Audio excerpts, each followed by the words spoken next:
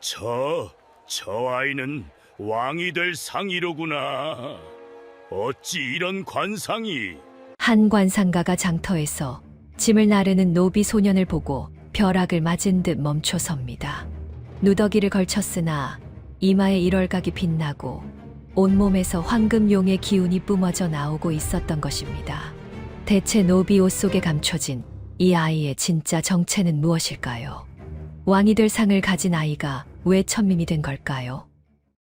구름야담의 이야기가 계속될 수 있도록 구독과 좋아요로 응원의 마음을 보태주세요. 자, 그럼 오늘도 구름야담의 감동적인 옛날 이야기 지금 바로 시작합니다. 옛날 옛적 조선 땅 한양에서 한나절 거리에 있는 운곡현의 조진사라는 양반이 살았습니다. 20년 전 어느 날 하늘이 갈라지는 듯한 천둥과 함께 장대비가 쏟아지던 밤이었습니다. 산은 무너지고 들은 잠겨 온 마을이 한바탕 난리가 났지요. 그날 밤 조진사 댁 안방에서는 첫 아들이 태어나고 있었습니다. 산파들이 분주히 오가며 따뜻한 이불을 준비하고 촛불을 환하게 밝혔지요. 바로 그때 조진사 댁 헛간에서는 또 다른 아기의 울음소리가 터져 나왔습니다. 왕족의 옷을 입은 여인이 산통 끝에 사내 아이를 낳고는 숨을 거두었습니다. 곁을 지킨 건 충심 깊은 유모뿐이었지요. 여인은 마지막 숨을 몰아쉬며 용문이가 수놓인 저고리와 핏글씨로 쓴 혈서를 유모에게 맡겼습니다. 똥이 트자 조진사가 헛간을 발견했습니다. 왕실의 의복을 본 조진사는 사색이 되었지요. 역적과 엮이면 자신도 끝장이기 때문이었습니다. 바로 그때 대문 밖에서 누군가 혀를 차는 소리가 들렸습니다. 갓을 비스듬히 쓴 30대의 젊은 관상가가 담장 너머를 노려보고 있었습니다. 눈매가 매서운 그는 안방과 헛간을 번갈아 가리키며 서늘한 말을 뱉었습니다. 이 집안의 하늘과 땅이 뒤집혔소. 헛간에 있는 것은 승천할 용이나 안방에 있는 것은 땅을 기는 뱀이라. 용의 기운이 너무 강해 뱀이 그 기세에 눌려 질식해 죽을 운명이오. 실제로 안방의 아이는 태어나자마자 숨을 헐떡이며 사경을 헤매고 있었습니다. 제발 아들을 살려주시오. 조진사가 매달리자 관상가는 비방을 내렸습니다. 용을 죽여선 아니 되오. 두 아이는 한나란 시에 태어나 명줄이 묶였소. 용이 죽으면 뱀도 죽소. 그럼 어찌합니까? 용을 가장천하고 더러운 오물 속에 가두시오. 비단 대신 누더기를 입히고 글 대신 똥지게를 지게 하여 그 찬란한 서광을 더러움으로 덮어버리시오. 그래야 뱀이 용의 기운을 훔쳐 살 수 있소. 조진사는 아들을 위해 헛간의 아이를 거두어 노비로 삼기로 했습니다. 왕족 여인의 시신은 몰래 매장했지요. 이 모든 대화를 숨어서 들은 유모는 공포에 떨면서도 결심했습니다. 살아서 도련님을 지켜야 한다고 말입니다. 유모는 스스로 머리를 헝클어뜨리고 미친 척하며 조진사 앞에 나타났습니다. 조진사가 신문하려 하자 그녀는 어버버하며 벙어리 흉내를 냈지요. 말 못하는 미친년이니 부엌대기로 나쓰자. 조진사는 방심하고 유모를 받아주었습니다. 그날 밤 화려한 베네저고리를 입고 잠든 조진사의 아들 병수와 냄새나는 헛간 집더미 위에 던져져 헌엉겁을 덮고 자는 왕족의 아들 천동. 용은 지느를 뒤집었었으나 그 빛은 결코 사라지지 않았습니다. 10년이 흘렀습니다. 어느 봄날 오후 운곡현 장터의 사람들이 북적거렸습니다. 10살 천동은 자기 몸보다 큰 짐을 등에 지고 비틀거리며 걷고 있었지요. 누더기 옷에 흙먼지를 뒤집어 쓴 모습이었지만 그 눈빛만은 또렷했습니다. 바로 그때 지나가던 관상가가 천동을 보고 벼락을 맞은 듯 멈춰 섰습니다. 10년 전 그 젊은 관상가였지요. 그의 눈에 비친 천동의 모습은 충격적이었습니다. 더러운 흙먼지와 누더기 옷을 뚫고 이마의 일월각에서 강렬한 황금빛 기운이 이글거리고 있었기 때문입니다. 저 아이는 왕이 될 상이로구나. 관상가는 다리에 힘이 풀려 뒷걸음질 쳤습니다. 말도 안 돼. 어찌 이런 관상이. 분명 똥지게를 찌게 하여 빛을 가리려 했건만 천동의 기운은 진흙을 뚫고 나온 연꽃처럼, 아니 승천을 앞둔 황금 용처럼 더욱 맹렬하게 타오르고 있었습니다. 관상가는 공포에 질려 중얼거렸습니다. 내 비방이 틀렸어. 뱀이 용을 덮으려 했으나 용의 기운이 너무 강해 하늘을 찌르는구나. 인력으로 막을 수 없는 운명이다. 관상가는 황급히 자리를 떠났습니다. 한편 장터 한쪽에서는 소란이 일었습니다. 동네 아이들이 한 소녀를 둘러싸고 돌을 던지고 있었지요. 귀신 들린 년, 썩 꺼져. 그 눈으로 우리 보지 마. 소녀는 8살 정임이었습니다. 어릴 적 열병을 앓고 난 뒤 사람의 관상이 보이는 신기를 얻었지만 마을 사람들은 그녀를 두려워했습니다. 천동이 황급히 달려와 소녀 앞을 가로막았습니다. 아이들이 던진 돌이 천동의 이마와 등을 맞았지요. 피가 흘러내렸지만 천동은 꿈쩍도 하지 않았습니다. 이 아이를 괴롭히지 마라. 아이들은 겁을 먹고 흩어졌습니다. 정임은 천동의 피 맺힌 이마를 바라보았습니다. 그런데 이상했습니다. 방금 관상가가 보았던 살기 같은 것은 보이지 않았지요. 정임의 눈에 비친 천동은 진을 속에 묻혀 있지만 따스한 빛을 내뿜는 태양 같았습니다. 천동은 정임의 눈물을 손등으로 닦아주며 말했습니다. 울지 마라. 너가 귀신이 아니라는 걸 나는 안다. 정임은 천동의 흙 묻은 얼굴을 닦아주며 속으로 생각했습니다. 사람들은 내 눈이 무섭다고 하지만 내 눈엔 슬퍼 보여. 흙 속에 갇힌 보석이 울고 있는 것 같아. 그날 이후 두 아이는 서로를 잊지 못했습니다. 똑같은 천동의 얼굴을 보고 관상가는 도망쳤지만 정임은 그 얼굴을 닦아주었습니다. 이 차이가 훗날 천동을 왕제로 만드는 결정적 계기가 될 줄은 그때는 아무도 몰랐습니다. 다시 10년이 흘렀습니다. 20살이 된 천동은 키가 훤칠하게 자라 건장한 일꾼이 되었습니다. 하지만 여전히 조진 사댁의 마당쇠였지요. 온갖 허들의 실과 구박을 받으며 살았지만 그 눈빛만은 예전과 같았습니다. 18이 된 정임은 관아의 관비가 되어 있었습니다. 얼굴은 수려했으나 여전히 사람들은 그녀의 신기를 두려워했지요. 초여름 조진사의 환갑잔치가 열렸습니다. 관아에서 일손을 보태라는 명을 받고 정임도 조진사댁으로 향했습니다. 대문을 들어서자 화려한 비단 휘장과 온갖 진귀한 음식들이 가득했습니다. 양반들이 모여 웃고 떠들며 술잔을 기울이고 있었지요. 그때 비단 도포를 입은 젊은 양반이 하인을 호통치며 지나갔습니다. 조진사의 아들 병수였습니다. 정임은 그의 얼굴을 보는 순간 미간을 찌푸렸습니다. 저것은 쥐의 상이로구나. 탐욕스럽고 간사한 기운이 가득하구나. 병수의 눈은 가늘고 꼬리가 처져 있었으며 입꼬리엔 교활함이 서려 있었습니다. 바로 그때 마당 한쪽에서 무거운 짐을 나르는 사내가 눈에 들어왔습니다. 누더기 옷을 입고 땀을 뻘뻘 흘리며 일하는 모습이었지요. 정임의 심장이 철렁 내려앉았습니다. 저 사람은 사내가 고개를 들어 물동이를 내려놓는 순간 정임은 그 얼굴을 똑똑히 보았습니다. 10년 전 자신을 구해주었던 그 소년이었습니다. 정임의 눈에 비친 천동의 모습은 비록 누더기를 걸쳤으나 이마의 일월각은 넓고 빛났으며 턱의 조응은 당당했습니다. 흙먼지를 뒤집어 썼으나 그 속에서 용의 기운이 꿈틀거리고 있었지요. 저분은 귀한 분이 될 상이로구나. 그런데 어찌하여 저리 천대를 받고 계신가? 정임의 가슴이 미어지듯 아팠습니다. 바로 그때 천동도 정임을 보았습니다. 두 사람의 시선이 공중에서 마주쳤지요. 천동의 눈이 흔들렸습니다. 10년이 지났어도 그 눈빛만은 잊을 수가 없었습니다. 환갑잔치가 끝난 지 며칠 후 조진사댁에 먹구름이 드리웠습니다. 병수가 과거 시험에서 또다시 낙방했다는 소식이 전해진 것이었지요. 병수는 분노로 얼굴이 시뻘겋게 달아올라 마당으로 뛰쳐나왔습니다. 이놈, 다 네 탓이다. 병수는 아무 죄 없는 천동을 끌고 가 한바탕 구박을 했습니다. 천동은 이를 악물고 참았지만 결국 마당 한 구석에 쓰러지고 말았지요.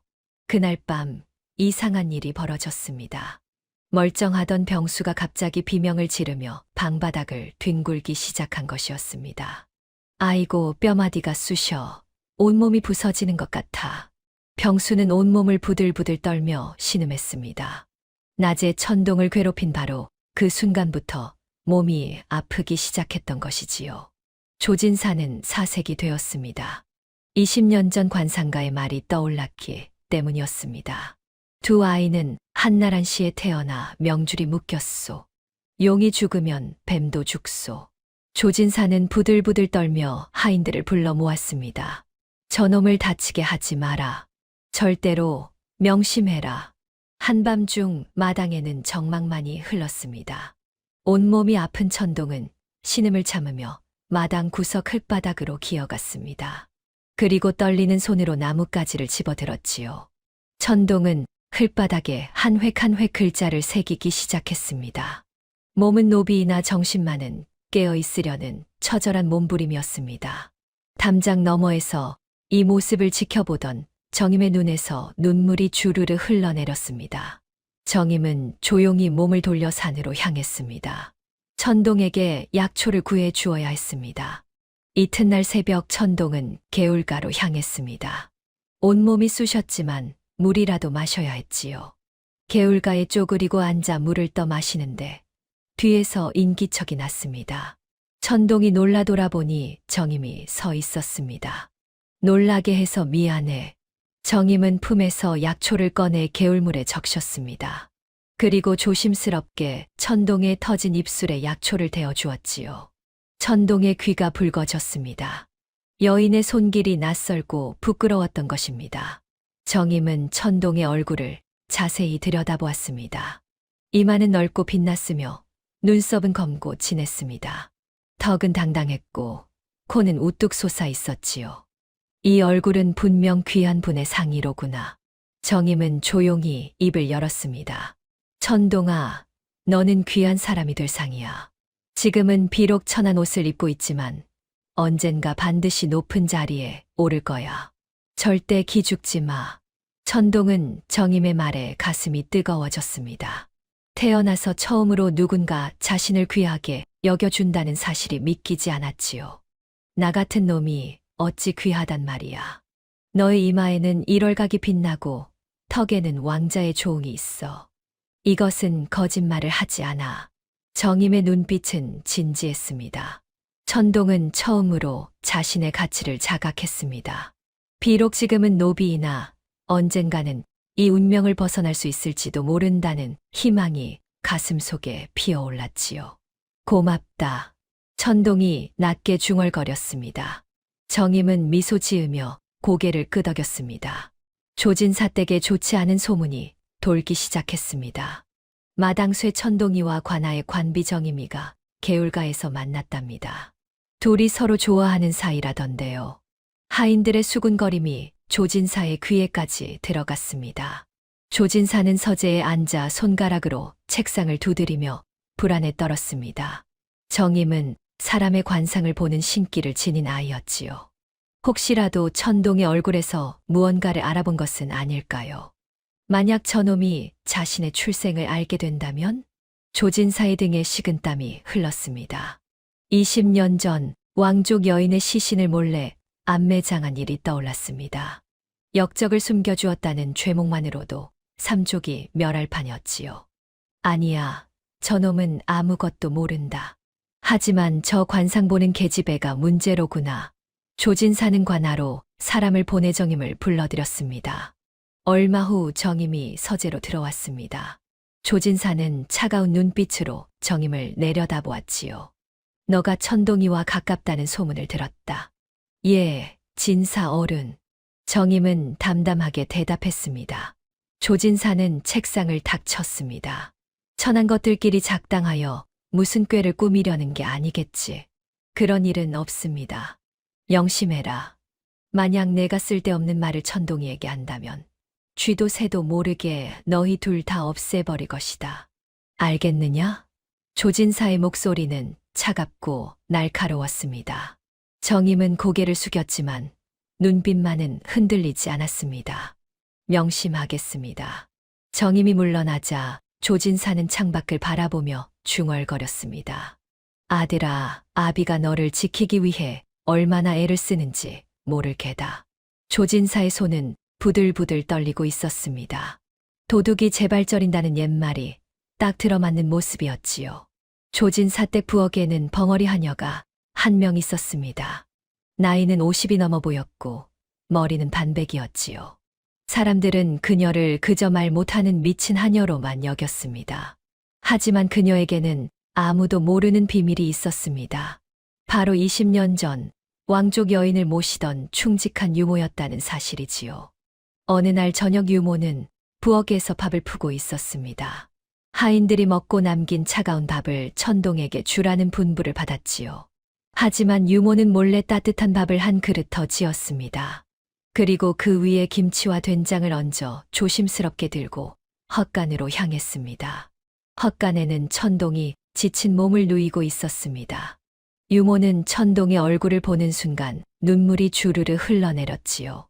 마마께서 목숨 걸고 지키려 하셨던 소중한 도련님. 유모는 말없이 밥그릇을 천동 앞에 내려놓았습니다. 천동이 고개를 들었습니다. 고맙습니다. 유모는 거친 손으로 천동의 뺨을 어루만졌습니다. 매일 곁에 있으면서도 정체를 밝힐 수 없었던 안타까움과 제대로 보살피지 못한 미안함이 손끝에 담겼지요. 천동은 영문을 몰라 어리둥절했지만 유모의 따뜻한 손길에 가슴 한구석이 뭉클해졌습니다. 며칠 후 유모는 정임이 개울가에서 빨래를 하는 것을 보았습니다. 유모는 정임에게 다가가 다급한 몸짓을 했지요. 유모는 천동을 가리키고 가슴을 치고 눈물을 흘렸습니다. 정임은 유모의 몸짓을 읽어냈습니다.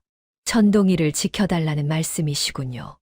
유모는 고개를 끄덕이며 정임의 손을 꽉 잡았습니다. 그 악력에서 절박함이 느껴졌지요. 정임은 유모의 눈을 똑바로 바라보며 말했습니다. 걱정 마세요. 제가 꼭 지킬게요. 유모는 안도의 한숨을 쉬며 정임에게 깊이 고개를 숙였습니다. 며칠 후 조진사는 천동을 시켜 장터에 곡식을 팔러 가게 했습니다. 병수도 심심풀이로 따라 나섰지요. 마침 관아에서도 정임이 심부름을 나왔습니다. 장터 한 구석 천동과 정임의 눈이 마주쳤습니다. 두 사람은 말없이 서로를 바라보았지요. 천동의 눈빛에는 그리움이, 정임의 눈빛에는 걱정이 담겨 있었습니다. 그때 장터에서 소란이 일었습니다. 두 상인이 곡식 자루의 주인을 놓고 다투고 있었던 것이지요. 이 자루는 내 것이요. 아니요, 내 것이란 말이요. 구경꾼들이 모여들었지만 아무도 해결책을 내놓지 못했습니다. 병수가 나서서 이것저것 따졌지만 오히려 상황만 더 복잡해졌지요. 그때 천동이 조용히 말했습니다. 자루 밑바닥의 흙을 보십시오. 흙의 색깔로 어느 창고에서 가져온 것인지 알 수 있을 것입니다. 사람들이 자루를 뒤집어 보니 과연 흙의 색이 달랐습니다. 분쟁은 단번에 해결되었지요. 군중 속에서 이를 지켜보던 정임은 흐뭇한 미소를 지었습니다. 오, 저 마당쇠 녀석이 양반 도련님보다 훨씬 똑똑하구먼. 사람들의 수군거림에 병수의 얼굴이 시뻘겋게 달아올랐습니다. 정임은 장터 구석에서 누더기를 걸친 거지 노인을 발견했습니다. 그런데 이상했습니다. 거지의 옷은 남루했으나 눈빛만은 맑고 깊었지요. 정임이 노인에게 다가갔습니다. 할아버지, 눈빛이 맑으십니다. 식사는 하셨습니까? 노인은 정임을 물끄러미 바라보다가 빙그레 웃었습니다.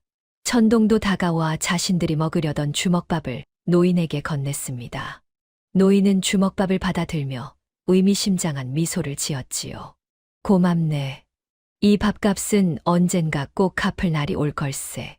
그날 밤 조진사 댁으로 돌아온 병수는 분노로 잠을 이루지 못했습니다. 사람들이 자신보다 천동을 더 똑똑하다고 한 것이 자존심을 짓밟았던 것이지요. 게다가 아버지는 천동을 함부로 다치게 하지 말라고 했습니다. 액바지로 쓰려고 챙기는 것이지만 병수는 그것조차 꼴 보기 싫었습니다. 저놈을 없애야 해. 병수는 모친의 패물함에서 조씨 집안의 갑오인 옥반지를 꺼냈습니다. 그리고 몰래 천동의 짐 속에 숨겨 넣었지요. 이튿날 아침 옥반지가 없어졌다는 소식에 조진 사댁이 발칵 뒤집혔습니다. 하인들의 짐을 뒤지던 중 천동의 보따리에서 옥반지가 발견되었습니다. 이놈, 감히 주인의 물건을 훔쳐. 천동은 도둑으로 몰려 관아로 끌려갔습니다. 조진사는 속으로는 병수가 아플까 걱정되었지만 천동의 길을 꺾을 좋은 기회라고 여겼지요. 관아에서 천동은 억울함을 호소했지만 아무도 믿어주지 않았습니다.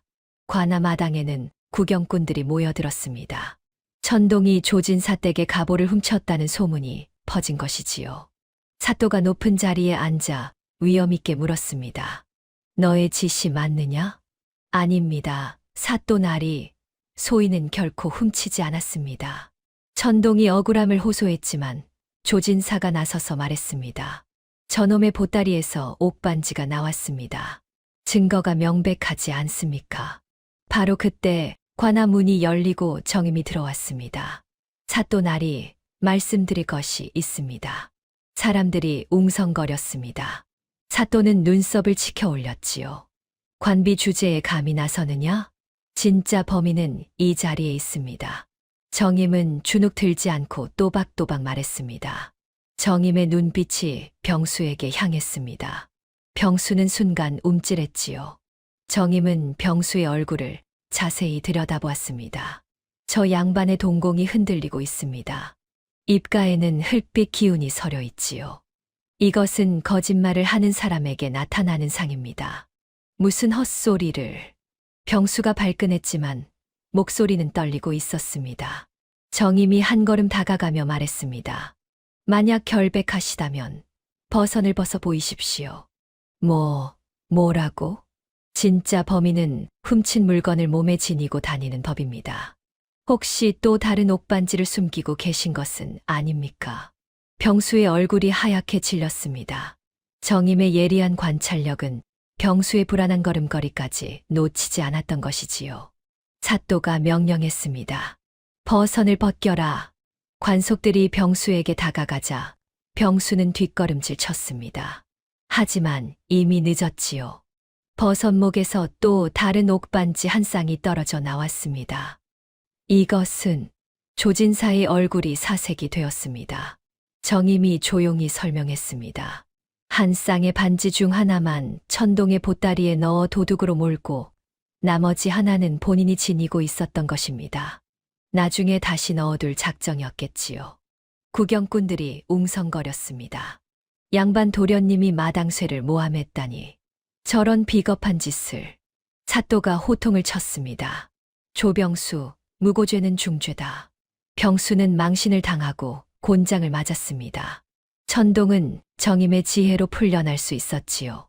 관아 밖으로 나온 천동은 정임에게 깊이 고개를 숙였습니다. 고맙다, 정임아. 내가 아니었으면 나는.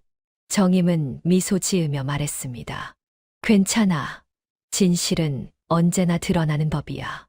관아를 나온 천동과 정임은 개울가로 향했습니다.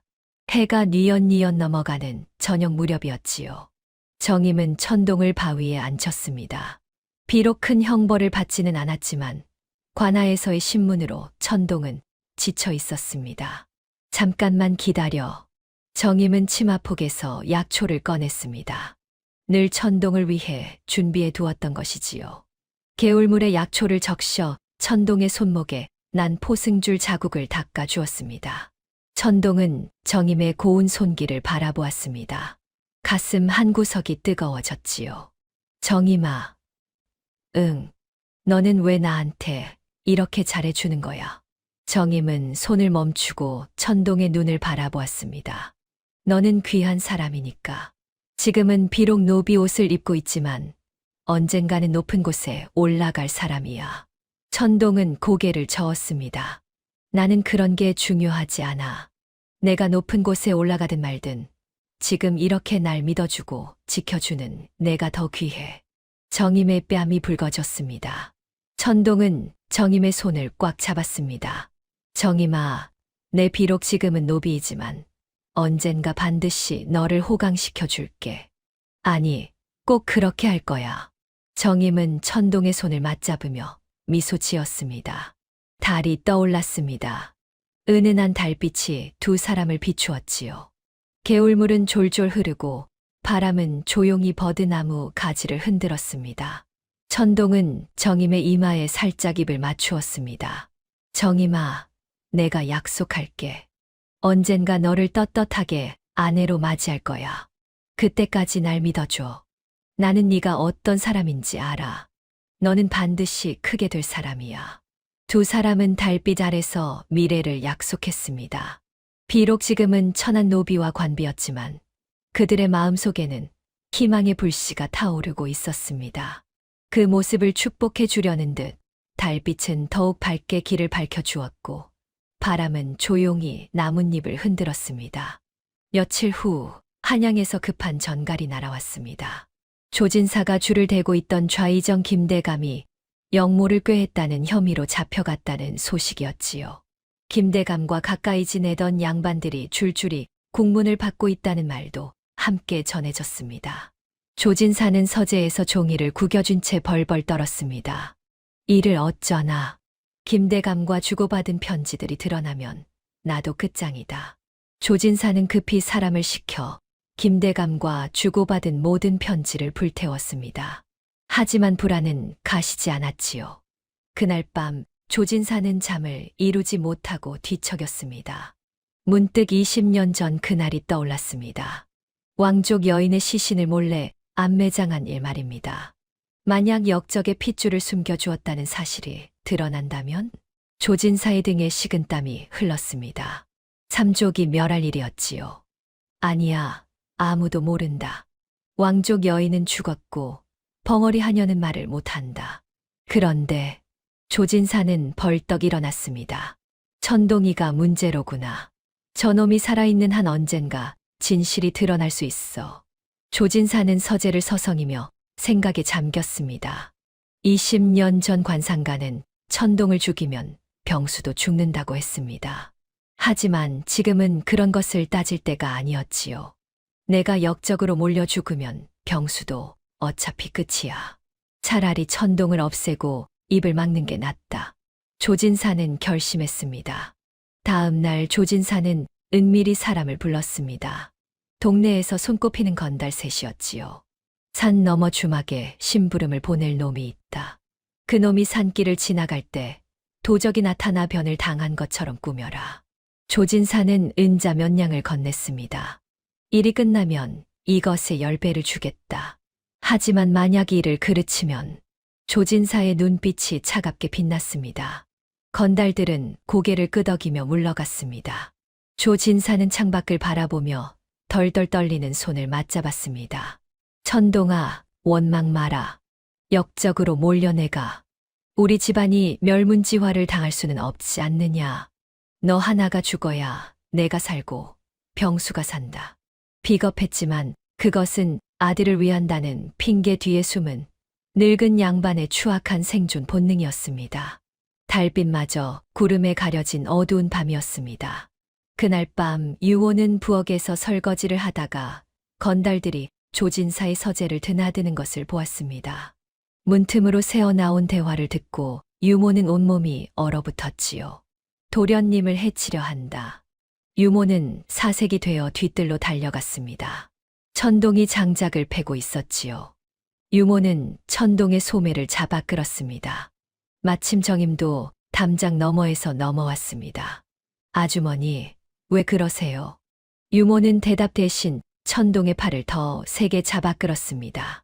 그 힘이 어찌나 센지 천동은 비틀거렸지요. 유모는 미친 사람처럼 천동과 정임을 헛간으로 끌고 갔습니다. 헛간 안 유모는 구석으로 달려가 흙바닥을 맨손으로 파내기 시작했습니다. 손톱이 깨지고 피가 나도록 말입니다. 천동이 말리려 했지만 유모는 멈추지 않았습니다. 정임도 놀라 유모의 손을 잡으려 했지만 유모는 고개를 세차게 저었지요. 얼마 후 유모의 피 묻은 손에서 기름종이에 쌓인 낡은 꾸러미가 나타났습니다. 유모는 그것을 떨리는 손으로 천동의 품에 안겼습니다. 이게 뭐야? 천동이 영문을 몰라 쳐다보자 유모가 천동의 옷자락을 부여잡았습니다. 유모의 입술이 바들바들 떨렸지요. 그리고 20년 동안 닫혀있던 성대에서 녹슨 쇠를 긁는 듯한 괴로운 소리가 터져 나왔습니다. 도련님. 천동은 소스라치게 놀라 뒷걸음질 쳤습니다. 지금 말을 한 거야? 말을 할 줄 알았어. 정임도 입을 틀어 막았습니다. 유모는 피를 토하듯 갈라지는 목소리로 절규했습니다. 죄인입니다. 마마를 이리 천하게 키운 인연이 죽을 년입니다. 무슨 소리를 하시는 거야? 유모는 떨리는 손으로 꾸러미를 풀었습니다.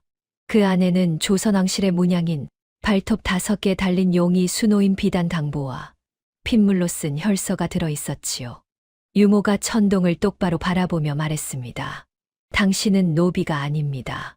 영모로 억울하게 돌아가신 소현세자의 손자, 이 나라의 왕손이십니다. 정임이 혈서를 떨리는 목소리로 읽었습니다. 내 아들아, 이 어미는 내게 떳떳한 삶을 주지 못하고 먼저 가는구나. 너는 폐위된 소현세자의 손자이다.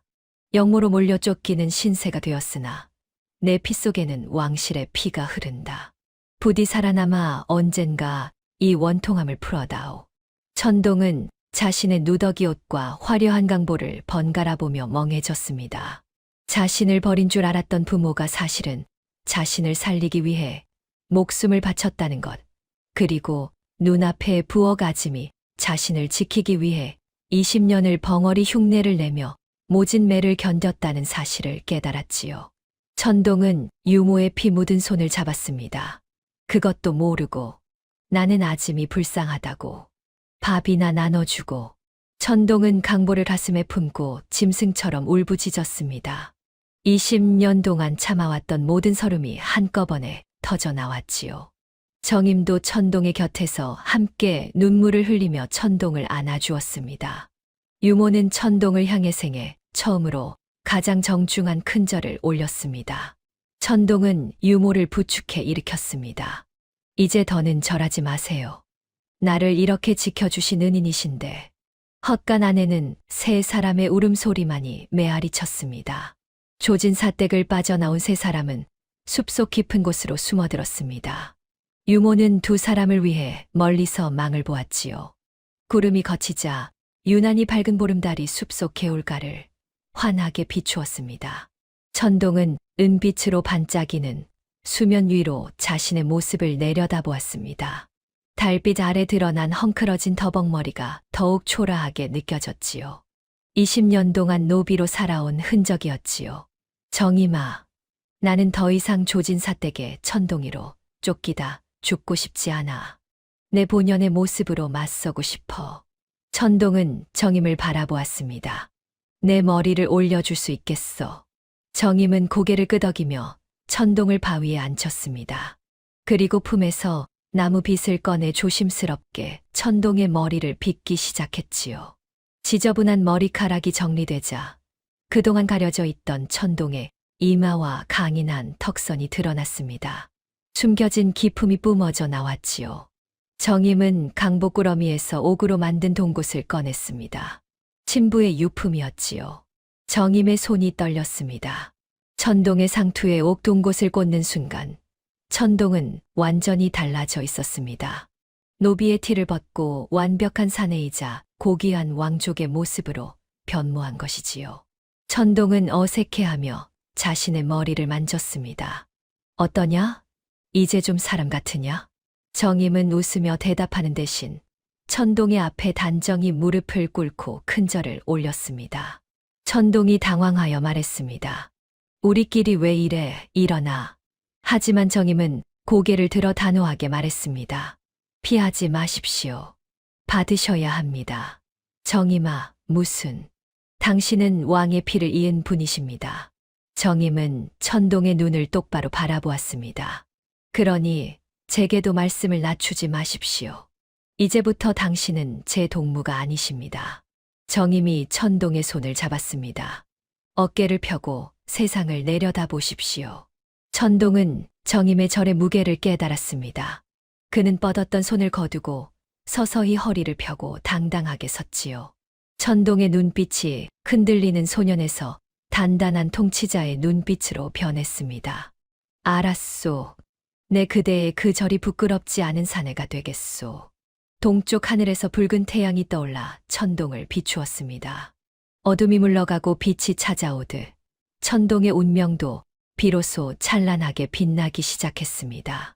구름 사이로 환한 보름달이 모습을 드러내 천동을 비추었습니다. 어둠 속에서도 길을 잃지 말라는 듯 천동의 운명이 달빛처럼 은은하게 빛나기 시작했습니다. 조진사는 천동과 유모가 사라진 것을 뒤늦게 알았습니다. 서재에서 벌떡 일어나 소리쳤지요. 당장 찾아내라. 저놈들이 입을 열면 우리 집안이 끝장난다. 조진사는 사냥개와 전문 왈패들을 불러 모았습니다. 죽여서라도 데려와라. 단 한 놈도 살려보내지 마라. 왈패들은 횃불을 들고 사냥개를 풀어 숲속으로 들어갔습니다. 한편 숲속 깊은 곳에서 천동과 정임, 유모는 숨을 헐떡이며 도망치고 있었습니다. 뒤에서 개 짖는 소리가 점점 가까워졌지요. 저놈들이 바짝 쫓아오고 있습니다. 정임이 뒤를 돌아보며 다급하게 말했습니다. 유모는 숨이 차서 더 이상 뛸 수 없었습니다. 나이 50이 넘은 몸으로는 무리였지요. 유모는 천동의 옷자락을 잡고 멈춰 섰습니다. 저는 여기까지입니다. 아니요, 함께 가야 해요. 천동이 유모의 손을 잡았지만 유모는 고개를 저었습니다. 더 지체하면 다 죽습니다. 유모는 갈라지는 목소리로 말했습니다. 부디 살아서 그 귀한 피를 세상에 알리십시오. 이 늙은 것은 이미 할 일을 다 했습니다. 안 돼요. 천동이 말릴 새도 없이 유모는 자신의 겉옷을 벗어던지고 천동의 낡은 옷을 흔들며 반대 방향으로 뛰쳐나갔습니다. 이놈들아, 내가 여기 있다. 유모의 외침 소리가 숲속에 메아리 쳤습니다. 왈패들과 사냥개들이 유모 쪽으로 방향을 틀었지요. 잠시 후 멀리서 유모의 단말마가 들려왔습니다. 천동은 그 자리에 주저앉아 피눈물을 흘렸습니다. 나 때문에. 정임이 천동을 독하게 일으켜 세웠습니다. 지금 멈추면 유모의 죽음이 헛됩니다. 뛰셔야 합니다. 정임은 슬픔에 잠긴 천동 대신 냉철하게 길을 찾았습니다. 바람 냄새를 맡고 새들의 움직임을 읽었지요. 저쪽 길에서 비릿한 피 냄새가 납니다. 길이 험해도 절벽 쪽으로 가야 삽니다. 정임의 해안 덕분에 둘은 왈패들의 포위망을 뚫고 천동강 절벽 쪽으로 향할 수 있었습니다. 하지만 뒤에서는 여전히 횃불과 개 짖는 소리가 쫓아오고 있었지요. 천동과 정임은 절벽 끝까지 도달했습니다. 더 이상 갈 곳이 없었지요. 뒤에서 왈패들이 횃불을 들고 나타났습니다. 대여섯 명은 되어 보였습니다. 두목으로 보이는 사내가 비웃으며 말했습니다. 노비 새끼가 제법 멀리도 도망쳤구나. 하지만 이제 끝이다. 천동은 더 이상 겁먹은 노비가 아니었습니다. 허리를 바로 세우고 왈패들을 노려보았지요. 내 놈들 눈에는 내가 노비로 보이느냐. 내 몸에는 이 나라 왕의 피가 흐른다. 천동의 목소리는 우렁찼습니다. 왈패들이 순간 주춤했지요. 헛소리 말고 순순히 따라오너라. 왈패들이 칼을 뽑아 들고 다가왔습니다. 천동은 땅에 떨어진 낫 한 자루를 집어들었습니다. 손에 익은 도구였지요. 하지만 그 몸놀림은 짐승의 것이 아니었습니다. 타고난 기질이 폭발하며 용맹한 장수의 모습이 드러났습니다. 천동은 정임을 등 뒤로 보호하며 왈패들을 상대했습니다. 낫을 휘두를 때마다 왈패들이 뒷걸음질 쳤지요. 이놈이 보통 놈이 아니다. 한꺼번에 덤벼라. 하지만 쪽수에는 당해낼 수 없었습니다. 천동의 팔과 다리에서 피가 흘러내렸습니다. 점점 벼랑 끝으로 밀려났지요. 뒤는 까마득한 절벽 아래 거세게 흐르는 강물뿐이었습니다. 천동은 피 묻은 손으로 정임의 손을 꽉 잡았습니다. 정임아, 무섭냐? 정임은 천동을 믿음 가득한 눈으로 바라보며 말했습니다. 지옥인들 무섭겠습니까? 함께 가겠습니다. 천동은 고개를 끄덕였습니다. 그래, 하늘이 나를 왕제라 했다면 여기서 우리를 죽게 두진 않을 것이다. 왈패들이 칼을 들고 달려들었습니다. 천동은 정임을 품에 꽉 안고 망설임 없이 허공으로 몸을 날렸습니다. 거센 강물이 두 사람을 삼켰습니다. 물보라가 하얗게 일어났지요. 한편 강가 바위 뒤에는 허름한 차림의 노인이 초조하게 서 있었습니다. 그는 숲속에서 번쩍이는 횃불들이 절벽 쪽으로 향하는 것을 보고 기다리고 있었던 것입니다. 첨벙 물소리가 들리자 노인은 삿갓을 벗어던지고 지체 없이 거친 강물 속으로 몸을 던졌습니다. 칠흑 같은 어둠 속 강가에 모닥불이 타닥타닥 타오르고 있었습니다. 물에 젖은 천동과 정임이 기침을 토하며 깨어났습니다. 천동이 눈을 뜨자 모닥불 곁에 노인이 앉아 불을 쬐고 있었지요. 천동은 경계하며 몸을 일으켰습니다. 누구십니까? 노인이 빙그레 웃으며 말했습니다. 그때의 주먹밥 값을 하러 왔네. 너무 늦어 미안하구먼. 천동은 노인의 얼굴을 보고 깜짝 놀랐습니다. 8개월 전 장터에서 만났던 바로 그 거지였지요. 정임도 불빛에 비친 노인의 얼굴을 자세히 들여다보았습니다. 그녀의 눈에는 서리빨 같은 대나무의 기운이 보였습니다. 강직한 관리의 상이었지요. 이분은 보통 분이 아니시로구나. 바로 그때 숲속을 수색하던 허름한 차림의 사내가 다급히 뛰어왔습니다. 역졸이었지요. 역졸은 노인에게 다가가 귓속말로 무언가를 전하고 피 묻은 옷가지를 건넸습니다.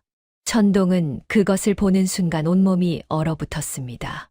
유모가 자신을 유인하기 위해 가져갔던 자신의 낡은 옷이었습니다. 옷은 피로 붉게 물들어 있었지요. 역졸이 고개를 숙이며 말했습니다. 왈패들은 놓쳤으나 숲 입구에서 노파의 시신을 수습했습니다. 천동은 가슴을 치며 오열했습니다. 나 같은 게 뭐라고. 정임도 함께 눈물을 흘리며 천동을 안아주었습니다. 한참을 울던 천동을 지켜보던 노인은 이상한 점을 발견했습니다. 천동이 오른쪽 주먹을 하얗게 질리도록 꽉 쥐고 있는 것이었지요. 이보게, 이제 그만 손을 펴게. 그 거친 물살 속에서도 끝까지 놓지 않은 것이 뭔가. 천동이 떨리는 손을 천천히 펼쳤습니다. 손바닥에 자국이 남을 정도로 꽉 쥐고 있던 것은 영롱한 옥동곳이었습니다. 제 아버지의 유품입니다.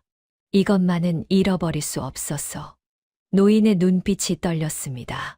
동곳에는 발톱 5개 달린 용 문양이 새겨져 있었습니다. 이것은 선왕 전하께서 하사하셨던 동곳입니다. 노인은 천동의 젖은 손을 두 손으로 감싸쥐며 무릎을 꿇었습니다. 그리고 품에서 마패를 꺼내 보였습니다.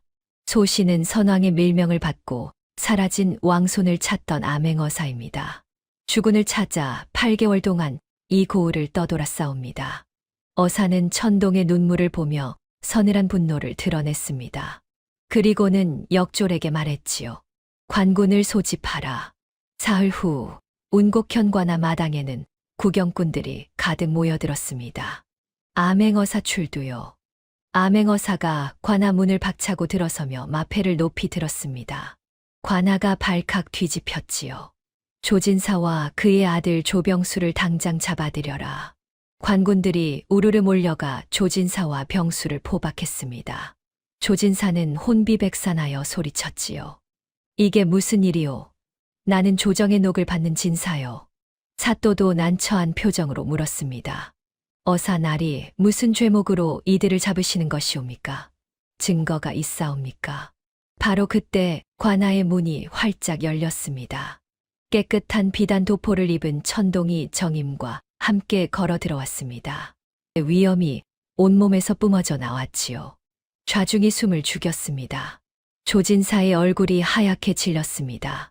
저 노비. 조진사가 소리치려는 순간 서슬퍼른 암행어사가 천동을 향해 넙죽 큰 절을 올렸습니다. 순식간에 관아는 찬물을 끼얹은 듯 조용해졌습니다. 천동은 단정하게 높은 자리에 앉았습니다. 그리고 어사의 칼을 뽑아 조진사의 목에 겨누었지요. 고개를 들어 나를 보라. 이것이 너가 그토록 짓밟으려 했던 하늘이다. 천동의 목소리는 차갑고 낮았습니다. 조진사는 부들부들 떨며 고개를 들었습니다. 천동의 눈빛에는 서슬퍼른 살기가 서려 있었지요. 병수는 상황을 파악하자 공포에 질렸습니다. 아이고, 나 죽네. 나 좀 살려줘. 병수는 바닥을 구르며 비명을 질렀습니다. 구경꾼들이 웅성거렸습니다. 저분이 왕손이라니. 조진사 놈이 왕족을 노비로 부렸단 말인가. 천동은 조진사를 내려다보며 말했습니다. 20년 동안 나를 노비로 부리고 나를 지킨 충신을 죽였구나. 오늘이 바로 너의 죄값을 치를 날이다. 암행어사가 일어나 큰 소리로 죄목을 읽어 내려갔습니다. 조진사는 왕족의 혈통을 유기하고 노비로 삼아 20년 동안 학대했으며 충신을 살해하도록 자객을 보낸 죄로 모든 재산을 몰수하고 관노로 삼는다. 조진사의 얼굴이 흙빛이 되었습니다. 조병수는 무고죄와 왕손을 모해한 죄로 곤장백대에 처한다. 판결이 떨어지자 구경꾼들이 환호했습니다. 며칠 후 조진사는 누더기를 걸치고 똥지게를 지고 유배길에 올랐습니다. 자신이 20년 동안 천동에게 시켰던 바로 그 일이었지요. 지나가는 사람들이 침을 뱉었습니다. 저것 봐라. 양반이랍시고 잘난 척하더니 꼴 좋다. 병수는 곤장을 맞고 충격과 공포로 실성해 버렸습니다. 거리를 떠돌며 중얼거렸지요. 나 좀 살려줘. 아파. 나 좀 살려줘. 조진사는 무거운 똥지게를 짊어지고 끌려가면서도 자꾸만 뒤를 돌아보았습니다. 그 시선 끝에는 실성하여 흘바닥을 기어 다니는 아들 병수가 있었지요. 병수야, 애비가 미안하다. 내 잘못된 욕심이 결국 너를 망쳤구나. 아들을 살리기 위해 천륜을 어겼으나 결국 아들을 파멸로 몰고 간 아버지의 뒤늦은 후회가 피눈물이 되어 흘러내렸습니다. 구경꾼들 틈에 흰 머리가 성성한 50대의 관상가가 서 있었습니다. 20년 전과 10년 전에 천동을 보았던 바로 그 사람이었지요. 관상가는 비단관복을 입은 천동과 똥지게를 찐 조진사를 번갈아 보았습니다. 20년 전 자신이 내렸던 비방의 결과였습니다. 관상가는 씁쓸한 미소를 지으며 중얼거렸습니다. 허허, 뱀에게 용의 탈을 씌우려 했으나 결국 뱀은 찢어지고 용은 구름 위로 올랐구나. 관상가는 천동 곁에 서 있는 정임을 바라보았습니다. 용을 진흙탕에서 구해낸 건 저 여인의 지극한 마음이었어. 사람의 운명은 하늘이 아니라 사람이 만드는 것이로구나. 관상가는 조용히 천동을 향해 깊은 예를 올렸습니다. 천기를 함부로 누설하고 운명을 조작하려 한 이 놈도 결국 하늘의 죄인이로구나. 그는 자신의 오만함을 뉘우치며 씁쓸한 뒷모습을 남기고 인파 속으로 사라졌습니다. 남의 눈에 눈물 내면 제 눈엔 피눈물 난다는 옛말이 하나 틀리지 않았습니다. 하늘의 이치는 결코 어긋나지 않았던 것이지요. 천동의 신분이 회복되고 한양으로 가야 할 날이 다가왔습니다. 어느 날 새벽 천동이 눈을 뜨니 정임의 모습이 보이지 않았습니다. 천동은 불안한 마음에 밖으로 나갔지요. 개울가에서 정임이 작은 보따리를 메고 조용히 걸어가고 있었습니다. 정임아. 천동이 달려가 정임의 앞을 가로막았습니다. 이제 구름 위에 계신 분에게 천안관비 출신인 제가 곁에 있으면 오점이 됩니다. 천동이 정임의 손을 낚아챘습니다. 무슨 소리야. 천동이 정임의 어깨를 잡고 똑바로 바라보았습니다. 왕족의 명예보다 귀한 건 죽음의 문턱에서 내 손을 잡아준 너다. 네가 없으면 나도 왕족 따위 안 한다. 상투를 틀어주던 날 나더러 어깨를 펴고 세상을 내려다보라고 했지. 하지만 나는 너가 없으면 고개조차 들 수가 없어. 천동은 정임을 품에 꽉 안았습니다. 함께 가자. 내 곁에 있어 줘. 그게 내 명이다. 정임의 눈에서 눈물이 주르르 흘러내렸습니다. 우리 함께 한양으로 가자. 천동은 정임의 손을 꽉 잡고 한양으로 향했습니다. 아침 해가 떠오르며 두 사람의 앞길을 환하게 비추었지요. 한양 대궐, 천동은 왕 앞에 무릎을 꿇었습니다. 왕은 천동을 보자마자 감탄했습니다. 과연 듣던 대로구나. 오랜 세월 고생이 많았다. 내 너를 곁에 두고 크게 쓰고 싶다. 왕은 천동에게 운성군이라는 자귀를 내리며 한양에 머물기를 권했습니다. 이어 왕의 시선이 뒤에 있는 정임에게 향했습니다. 저 여인이 너를 지켜낸 그 아이더냐?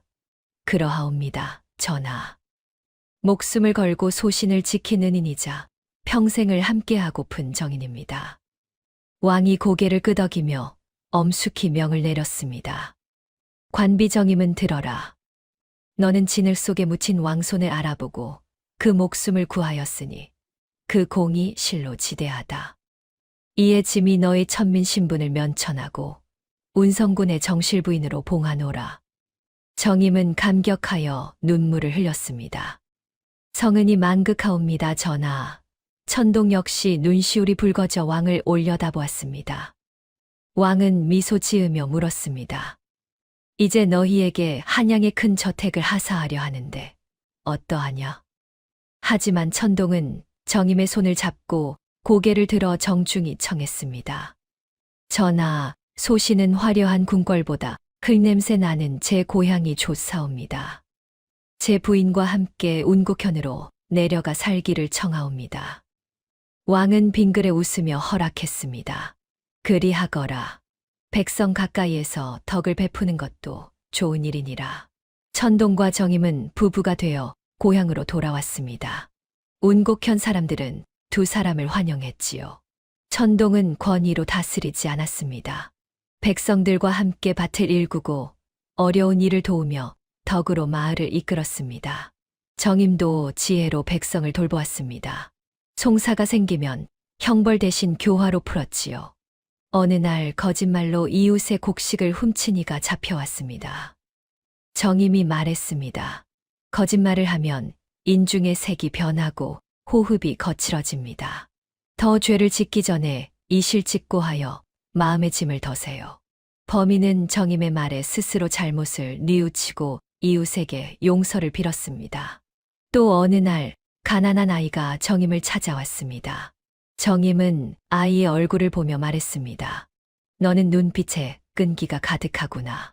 지금은 흙투성이지만 그를 배우면 그 끈기가 너를 큰 나무로 키울 것이다. 아이는 정임의 말에 용기를 얻어 열심히 공부했습니다. 세월이 흘러 어느 저녁 노을 지는 언덕에서 천동과 정임이 마을을 내려다보고 있었습니다. 천동이 정임에게 물었습니다. 내 관상은 여전하오. 아직도 왕이 될 상이오? 정임이 활짝 웃으며 대답했습니다. 아니요. 예전엔 위태로운 왕의 상이었지만 지금은 백성의 마음을 품은 진정한 어른의 상이 되셨습니다. 타고난 얼굴보다 지금 서방님이 만드신 그 표정이 훨씬 귀합니다. 천동이 정임의 손을 꽉 잡았습니다. 그대 덕분이요. 두 사람은 노을을 바라보며 미소 지었습니다.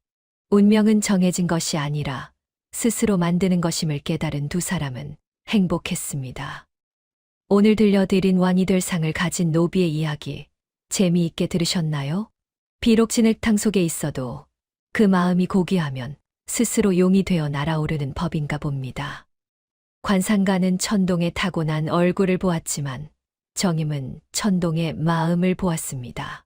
결국 사람의 팔자를 고치는 것은 타고난 관상이 아니라 곁에 있는 사람을 귀하게 여기는 그 따뜻한 심상이 아닐까 싶습니다. 오늘 하루 여러분의 곁에 있는 소중한 사람에게 따뜻한 말 한마디 건네보시는 건 어떨까요? 그것이 바로 우리네 삶을 왕처럼 귀하게 만드는 비결일 테니까요. 이야기가 감동적이셨다면 좋아요와 구독으로 마음을 표현해 주세요. 여러분의 따뜻한 관심이 더 좋은 이야기를 만드는 힘이 됩니다. 지금 화면에 나오는 구름야담의 더 재미있는 영상들도 함께 해주세요.